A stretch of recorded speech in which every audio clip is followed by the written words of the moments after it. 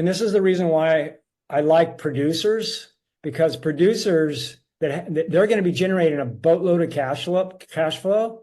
And once they have that cash flow, their balance sheets get better, they're going to have the opportunity to go buy up these development projects.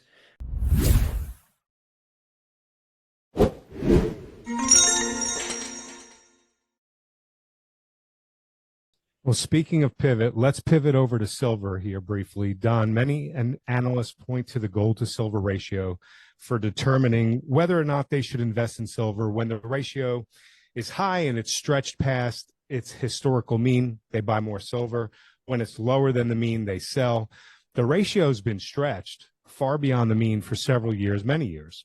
Silver's running a supply deficit for at least 4 years. And the applications that are requiring silver, they're just exploding, creating more demand for the metal than ever. What does your analysis point to for silver? A shortage. I wrote about the shortage in my book, How to Invest in Gold and Silver. In that book, so I wrote it in 2010. So it's that was my first time I actually wrote it. So I was talking about silver shortages that far ago, that long ago. And the reason why, and we haven't had them, and the reason why we haven't had them yet is because, remember earlier I said the people that are going to buy silver, they don't know they're going to buy silver. It's when those people decide. So about somewhere between 70 and 80% of the silver supply is needed by fabricators / industry. And then investors get the other 20 to 30%. And so we've had this deficit, like you said, over 4 years. This year, the deficit will be over 200 million ounces, which is kind of stunning. And the reason why the deficit is that high, guess why? Because investors are soaking up that silver. It's in deficit because when you combine the fabricators and the investors, there's not enough silver. And so the investors are steadily squeezing out the available supply.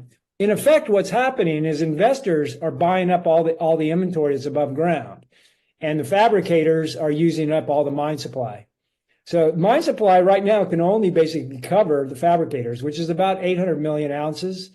Then you have about another 100 million, 200 million recycling. And then so it's about 1 billion ounces of supply. Then you need 1.3 of demand. Well, those 300 million ounces is all from investors. And guess what? The people that are going to buy silver haven't even just known they're going to buy silver. And I'm actually, and I've said this, is that the shortage in silver, the way it's going to happen is two things. First, you got to have a fear trade where people, that's where I said that people are going to buy silver, don't know it. And that's when the fear trade arises. People go, I'm not comfortable with the financial system. I'm not comfortable with the banks. I want to buy some physical. And they'll think, well, I'm going to buy some gold. And they look over, his wife goes, yeah, sure. You're going to go buy an ounce of gold. You're going to buy a gold coin for $3,000. You got 3,000? Okay, you're right. I can't afford gold. Okay, I'll have to buy silver, right? See, silver is the proxy for gold. So when this fear trade kicks in, everybody's going to go try to buy silver, except for the top 10%ers. They'll buy gold because they have the money. But the average person can't afford to buy gold. It's just too much money per coin. So that's going to be kind of your trigger effect. So the shortage is once silver gets above $35. That's the window. I always said, somewhere between, once we get north of 35, what's going to happen is that your local coin shop is going to be out. Right now, it's so mind-boggling. Right now, the average coin shop has 5 to 10 more sellers than buyers because of the recession. Excuse me, because of cost of living. Yeah, right now, people are selling their silver because they can't pay their bills. Mm-hmm. So everybody comes through that door. If you want to sell a bar of silver right now to your local coin shop, he won't pay spot because he's got more sellers than buyers. But that's all going to flip, and he'll be out of inventory once you get above $35 silver. All the coin shops will be out of silver. So everybody then will go online, and once APMEX, they're the largest American precious metals exchange. Once APMEX is out of 5-ounce and 10-ounce bars. Those are what people want. They want 5-ounce and 10-ounce bars or coins. But 5-ounce and 10-ounce bars is your best bang for the buck because they have a lower premium. And people generally don't want 100-ounce bars. They're just, they're too unwieldy and they're hard to sell because there's $100 silver, they're worth 10 grand a bar. So people want 5 ounce and 10 ounce bars. Some people will do 1 ounce, I can't think of the word, coins, but 5 and 10 ounce bars. So once Mnt&x is out, completely out of 5 and 10 ounce bars, all of the other online sellers will be out as well, because people will start at Mnt&x, or they'll go to Mnt&x, and then everybody else basically has small inventory. There's nobody else out there that has big inventory except for Mnt&x. So once they wipe out Mnt&x, internet, it's going to be, the only place you really to buy them is on eBay, and you have to pay a high premium. So they call it unobtainable. So we're going to go into unobtainable. So, okay, so that's going to happen fast. I mean, that's going to happen like in 3 months. All your coin shops, all your online silver will be gone. Once the fear trade kicks in. Then what happens is the refiners will start ordering silver, because they got to replace all their 5 ounce and 10 ounce bars. So silver comes in 1,000 ounce bars, which weighs about 75 pounds. They're these huge bricks. Basically, these refiners buy those on pallets. They buy these huge bars and they convert them into 5, 10, and 100 ounce bars. And then they also do the coins. Though that's when the shortage is going to happen. So then as the refiners start sucking in all the silver, ordering this silver, and that's when you're going to have a shortage, because the wholesalers are going to run out of silver. They're the next ones to go. And then once the wholesalers are out, Katie bar the door kind of thing. So what's going to happen is you're going to see one news story, and a company like Sony or Panasonic or LG or Samsung, one of these big electronic companies, or Apple, they're going to basically put out a news release that we can't make our TV plants closing down because we can't get silver. All you're going to need is one of those, one news release, and everybody's going to want silver, right? It's going to be blood in the water. Wow. And then you see that. So that's what's going to happen. And right now, so over the last 4 years, we've had over 500 million ounces of above ground silver basically disappear. Now, I actually think that above ground inventory has been wiped out already, and that these ETFs do not have the silver they claim they have. That I think there's some shenanigans going on where, for instance, SLV is supposed to have over 300 million ounces. I forget the exact number, somewhere between 300 and 500 million ounces of silver in their vaults. They're supposed to have it. They're supposed to be audited, but I wouldn't be a bit surprised if they're basically helping some of these wholesalers out, because the wholesalers can't find any silver, and the wholesalers are going, you got to give me some silver. I need to get these solar panel guys are trying to buy it. Give me some. So I think there might be some shenanigans already going on. I wouldn't be surprised. Yeah. Yeah, it wouldn't be a shock. So let's shift over to the miners a little bit here. The miners have been somewhat starved of capital since 2011. Outside a brief push in 2016 and 2020, not a lot of capital has entered the space in more than a decade. Are you expecting a pendulum swing in the capital expenditure cycle for the mining companies, and why? Actually, yeah, it's not going to be pretty, really. I think it's going to be difficult. I don't think that's going to improve overnight. So I think it's going to be great. And this is the reason why I like producers, because producers they're going to be generating a boatload of cash flow. And once they have that cash flow, their balance sheets get better, they're going to have the opportunity to go buy up these development projects that people can't get financing for. So I think finance is going to be really, really difficult. And the other thing that they're going to be able to do is they're going to be able to inject money into some of these really good exploration plays, and then get a big chunk of the equity of the company. Basically at a discount, or I don't know how they're going to do it. They're like, maybe they'll get, full warrants or something. But I think that a lot of the financing is going to come from the industry itself, not from the banks. Now, the banks it will improve. It will improve, but like I said, it won't improve overnight. but it'll improve for some of the projects that are, you know, really strong economically. And it's possible, a lot of it's going to depend on how much the banking system gets hurt. We don't know that. But the banking system is going to get hurt to a degree when the recession starts. And a lot of the banks are going to be, you know, we're not loaning money kind of thing. So, but there is going to be a few banks out there that are still in good shape, and they realize they look at the opportunity in mining, and they will be interested. So there are going to be a few banks out there, but I don't think it's going to be, you know, but it's not going to be like the new normal where the banks are all lining up to make loans. I don't see that at all. I see a lot of funding coming within the industry, and then you have a few banks that are financing.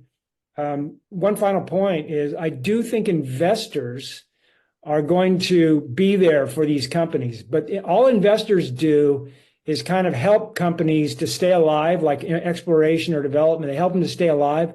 Investors don't finance CapEx. So to finance the CapEx, it's going to be internal and a few selected banks. So, Don, with the gold price elevated above 2,000 now for the better part of 2024, earnings for the miners should be dramatically improving. What is your analysis pointing to for earnings in Q2 and moving forward? So earnings is good for gold miners. So we have about, you know, 25 to 30% margins on average for the industry, for the gold miners. So, I mean, if you look at $2,500 gold, you know, the average right now is about, I think about, gosh, I hate to throw it off the top of my head, but the break even right now, I think is about 1,850, maybe a little lower than that, 1,800, 1,850. So you're looking at some pretty good, really good, as long as once you're at 30%, well, actually, once you're at margins at 25% for gold miners, they're making money. They're doing good. It's healthy. Once you get to 30%, that's when investors show up. And that's kind of where we're at right now. We're right on the threshold there at that 30% level. The only reason why the miners really haven't taken off here is sentiment is still poor. That 30% margin in gold hasn't been enough to turn the tide on sentiment, especially Wall Street. Wall Street's still in the risk on trade. The Mag 7, they're happy there. They're not ready to pivot into risk off into the miners. And so you don't have any money coming from Wall Street, which isn't helping. Like Newmont is up. They were at, you know, they had a 29 handle in February. Now they're at 51. So that's a 40% move. And they were, their numbers here. In 2022, they were at 84. In 2021, they were at 73, and they're currently at 51. So Newmont has not done anything. They haven't retraced back. And that's because Wall Street isn't interested in the miners. But I think Newmont's going to go up 3x, which would be when we get to $3,000, which is 200% return. So it's going to fly once this thing finally turns. It's going to fly because the margins are there. All you need is sentiment. So once the sentiment comes in, and then the margins are going to expand out. So as once they get to like I said, 30%, people get interested. 35% premium. You know, you get 35, 40% premiums. That's huge. That's when Barrick rips. And that's why I said, you know, it's going to go back, you know, retrace all the way back. And so we can look at Hecla. Hecla was at 360 in February. That was kind of when the HOI was at 200. And it was at $6. It's at $6 today. And it was at $9 in 2021. So it's made a little bit better. So Newmont was up 40%. Hecla's up more than 50%. And it has another 50% move. So both of these guys got 50% moves just to retrace back. So we're still at the starting line. We haven't even gotten breakout yet. So the Hui is a little over 300. It needs to get above 325 before we actually start, you know, getting some traction. So we're real early in the miners. Well, so this is a really good segue. Rick Rule has famously stated that first the money flows into the commodity, then it flows into the high quality producers, then into the mid-tier producers, and then finally into the petty dreadfuls, the junior explorers. So based on your analysis, what stage of the mining investment cycle are we actually in right now? None of the above. We're still at the starting line. So the money will go into Newmont. We've just been retracing. So we're at the very beginning of this. So like I said, the majors, people will start throwing money into these stocks. So what's happened? Let me back up a little bit. What's happened is that gold has been following the stock market. It's been following the stock market up, but the miners haven't. The miners haven't been following the stock market up. It's just gold has. And so we haven't gotten to the point yet. And here's what's holding it back is silver. Two things holding it back. The biggest one is holding it back is sentiment. So there's no sentiment on Wall Street to buy the miners. If you work on Wall Street, you go to your boss and say, I want to buy new money. He's going to get out of my office, right? So the other thing that's hurting the miners is silver. So the margins in silver are too low. So in order for the silver producers to get healthy, you need $35 silver. So we still got a ways to go. We're at 30. We need another 10%. A 10% move in silver would take us to 33. 33 is I think 33. But if we get to 33, we're going to 35. But 35 is really the number where I think sentiment really starts to begin for a certain segment of investor, because that's confirmation. And I've always said this, is that you need confirmation. So the two confirmations, we got a gold breakout, we got gold margins, but we have two things that haven't confirmed. One is the HUI, which is your miner index. It hasn't broken out yet. I mean, its all-time high is 635, and we're sitting at 310. I mean, we're and the cycle high in 2020 was 360. So the HUI is just it still hasn't broken out. So we need confirmation in the HUI. I think confirmation in the HUI for me is going to be somewhere between 340 and 350. We can call it 340. You get to 340 in the HUI, and you got confirmation with gold as far as breakouts, but then you still need confirmation with silver, and then the confirmation with silver is 35. So if you get all three of those, that basically puts you in a bull market for all three. You get a bull market all three, that's when sentiment for a certain segment that's the early birds. So the early guys are going to be buying the hell out of miners when that happens. The miners will be moving. Absolutely. Then you go from once you hit those levels, the HUI will go from 340 to 400. It'll rip faces off. It'll go from 340 to 400 in a month. And once you're at 400, you miss the train. So the train's leaving the station at HUI 300, but it's going slow. You can still jump on the train. And then once it gets to about 325, you're going to have to run to jump on. And then 350 to 400, you can still get on. You got to sprint.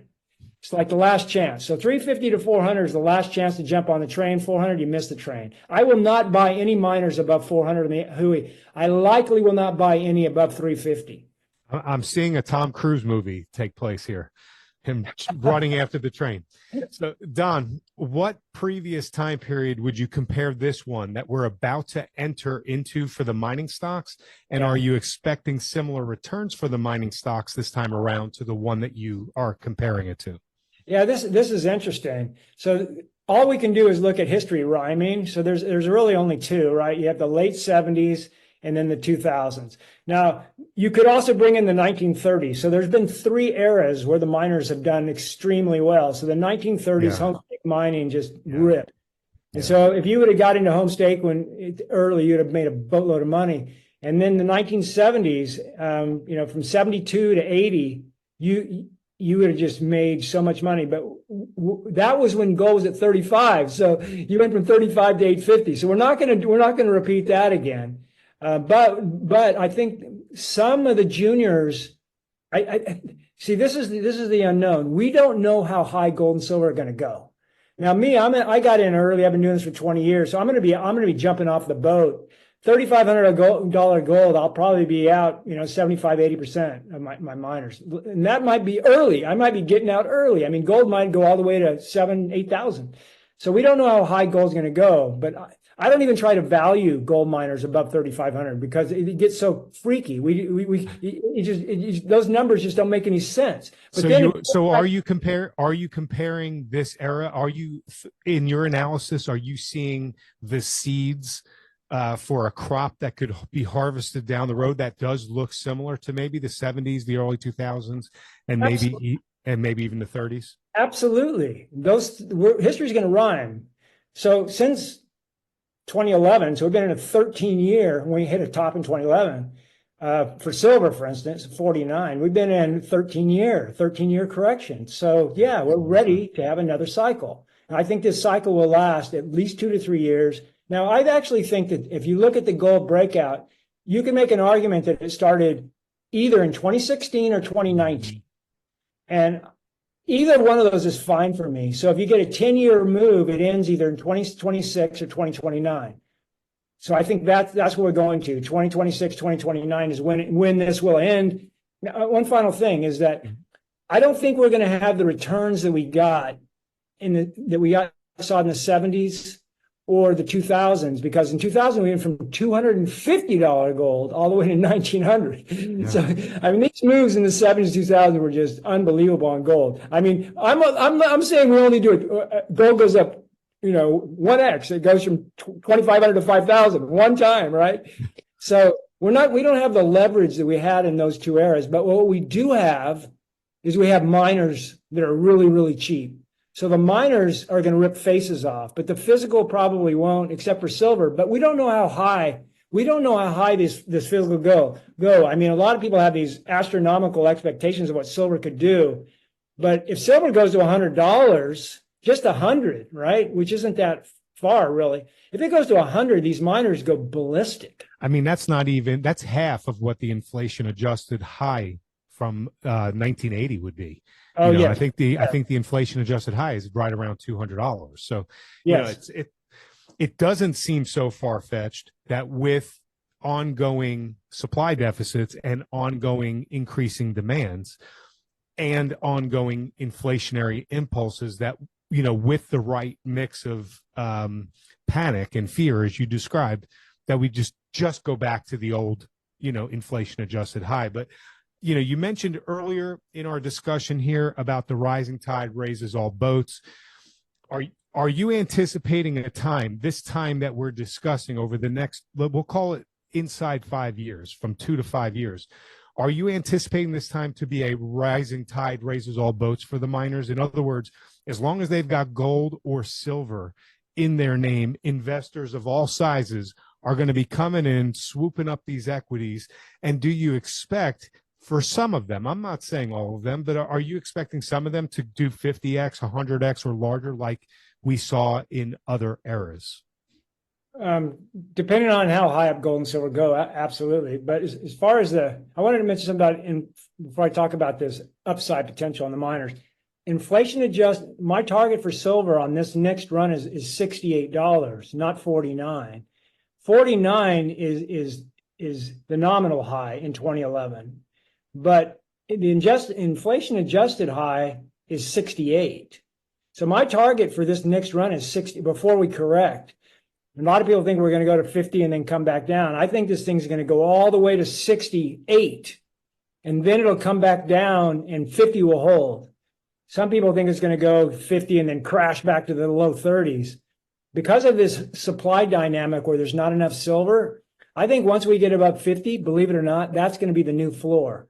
So if 50 is the new floor, the rising tide is absolutely going to rise all boats, because most silver in the ground right now today is selling for anywhere from 25 cents to $1 in the ground. Southern Silver is trading at 25 cents, which is just insane. It's similar to Free Gold Ventures, but it doesn't have the huge insiders that the Free Gold Ventures has. But I that's another one, 25 cents an ounce in the ground. So the rising tide is absolutely going to take, and we don't know if silver is going to go, what the floor is going to be. You get $50 silver, what is the floor going to be? Like the floor right now in silver is like 25 cents an ounce today. At $50 silver, I think the floor could easily be $1. It may be higher than that. So that's the rising tide. So you get this floor. Like right now, we've had so many anomalies because we've had this like 13-year correction of dead sentiment. Well, sentiment kind of died in 2012, 2013. But sentiment is so dead that we're seeing these anomalies. For instance, it costs 50, if you start a new company today, depending on where in the world you actually want to drill for gold, it costs you $50 to $75 an ounce to find it. And you can only sell it today for 25. What kind of a business is that? 25 or 30. It's crazy. I mean, it was going to, okay. So you're literally gambling. Like the market right now, you go out there, it's going to cost you 50 to 75, and you find 1,000,000 ounces and it's going to be worth $25 million. It's only going to be worth $25 an ounce. That's all you're getting back. It's not going to be worth 50 million. It's insane. And that's the environment we're in. So we need the floor. Like right now, I'll give you an example, like Free Gold Ventures, I mentioned them earlier. They have 20 million ounces of gold. So if they went out and they tried to drill that out right now, there's no way in hell they could drill it for $10 an ounce. No way in hell. It's just impossible. It would cost them more, and it's Alaska, so it would cost, and they can only drill part of the year there. I mean, to drill out 20 million ounces of gold in Alaska, oh my God, it would take 10 years. And it would take a boatload of money, and it's valued at $10 an ounce. That's the anomalies that we're seeing today. And the reason why is because nobody's interested. Wall Street isn't interested. It's like sentiment's in the toilet. But that shows you the floor that we're at right now, and the rising tide is going to go absolutely bonkers once everything starts to normalize. I know everybody who's listening to this is looking forward to that rising tide taking place. This has been a wonderful conversation. And before we wrap up here, and I asked Don our final question, I want to point everyone over to our Substack. It's free. Go to metalsandminers.substack.com. We post free content on the consumer, economy, markets, artificial intelligence, individual metals and miners, and every single expert interview, just like this one that we conduct. They're all up there. And when you subscribe, we want to give you a free gift. It's a report that we wrote, and it's based on the important Ray Dalio foundational premise. It's titled, "If You Don't Own Gold, You Know Neither History Nor Economics." This free gift, it's a must-read for everyone on why we all should own gold. So head over to metalsandminers.substack.com, put in your email address to subscribe, and receive the free gift on us. Also, I'm positive that you've enjoyed the conversation with Don as much as I have. Please let him know. Hit the like and subscribe button and leave a comment below the video. It's now time for our Golden Nuggets segment.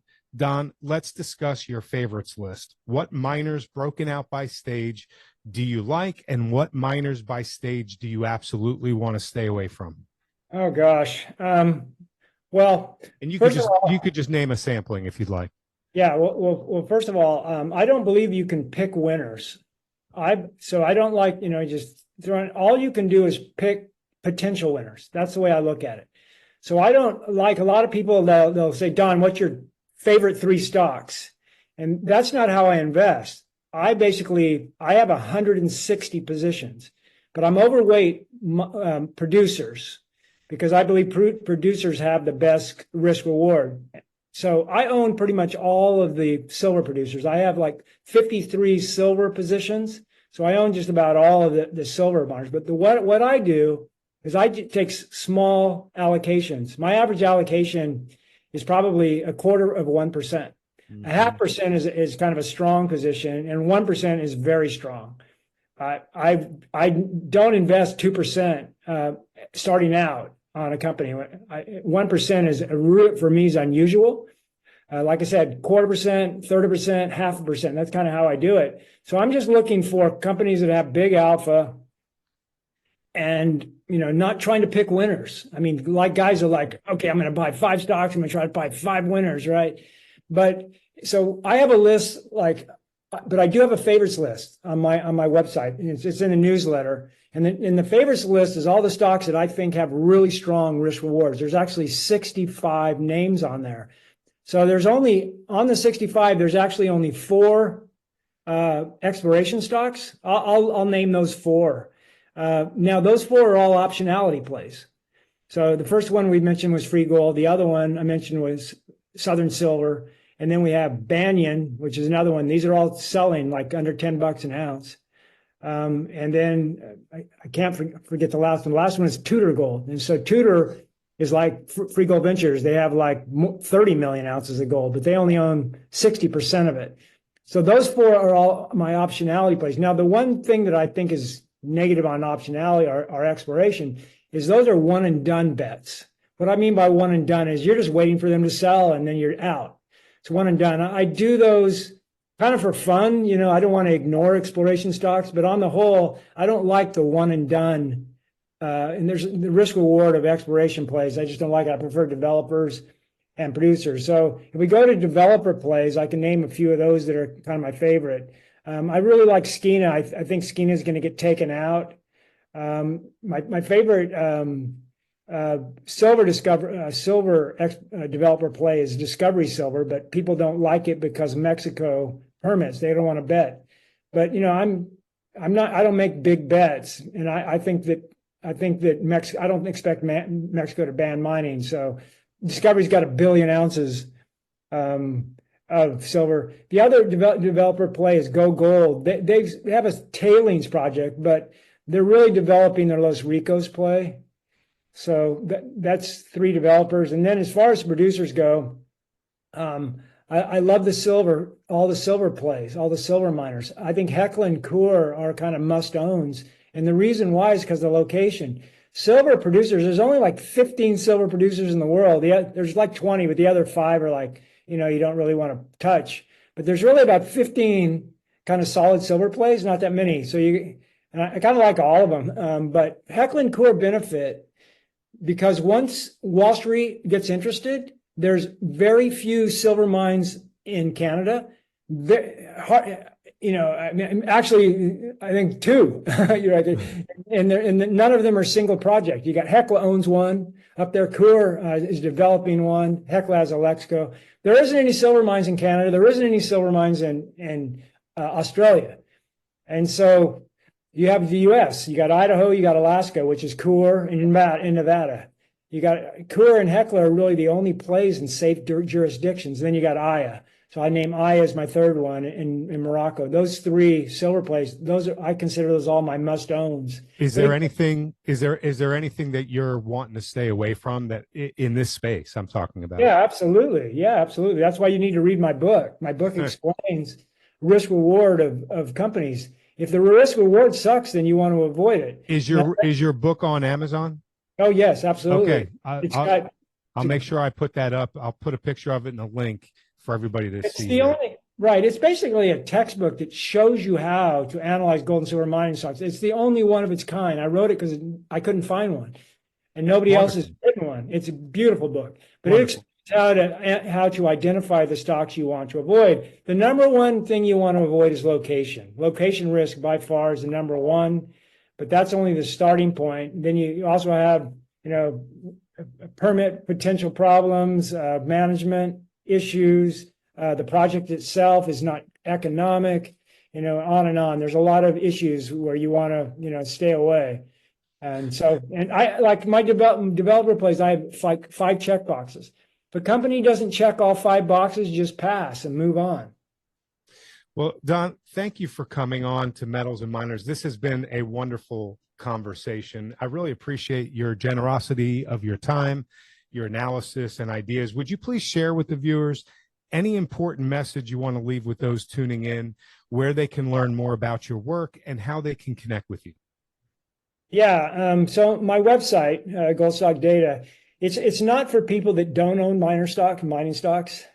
You can read my book first, and then if you read my book and you like it, then you could join. But it's really, and then you can try to learn. But it's not for people that just want stocks to invest in. That's not what we do. We do data.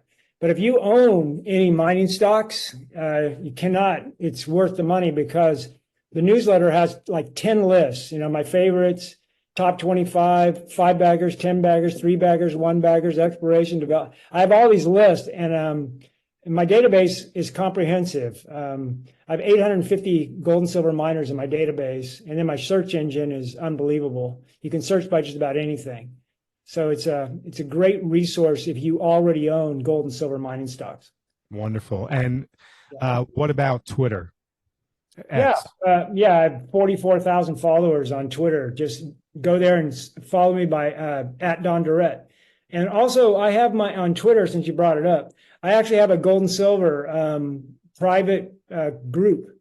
So there's no bots in there, and nobody can post unless you're a member of the group. And so I tweet in there any like important news.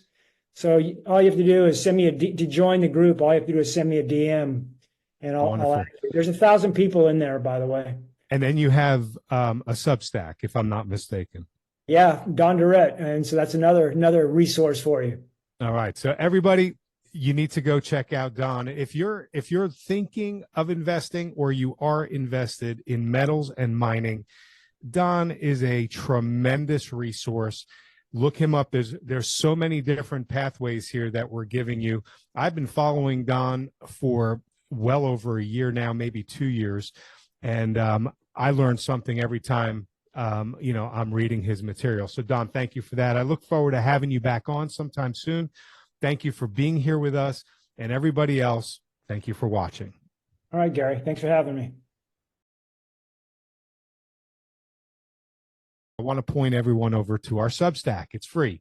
Go to metalsandminers.substack.com. We post free content on the consumer, economy, markets, artificial intelligence, individual metals and miners, and every single expert interview, just like this one that we conduct. They're all up there.